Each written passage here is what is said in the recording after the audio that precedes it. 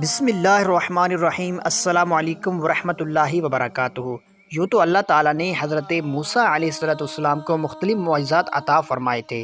ان معجزات میں سے ایک خاص معجزہ ایک قیمتی پتھر تھا کہ جس کے بارے میں آتا ہے کہ وہ 1 ہاتھ لمبا 1 ہاتھ چوڑا چوکور پتھر تھا جو ہمیشہ حضرت موسیٰ علیہ السلام کے جھولے میں رہتا تھا۔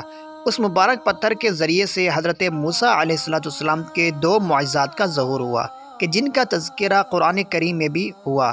اس پتھر کا پہلا عجیب کارنامہ جو در حقیقت حضرت موسیٰ علیہ السلام کا معجزہ تھا، وہ اس پتھر کی دانش مندانہ لمبی دوڑ ہے، اور یہی معجزہ اس پتھر کے ملنے کی تاریخ ہے۔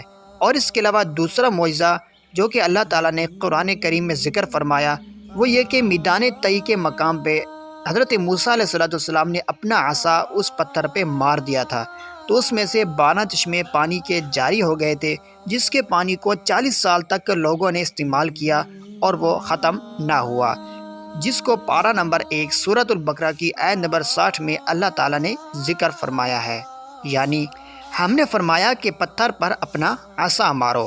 تو اس آیت کی تفسیر میں یہ ہے کہ اس پتھر سے مراد وہی حضرت موسیٰ علیہ السلام کا قیمتی پتھر ہے۔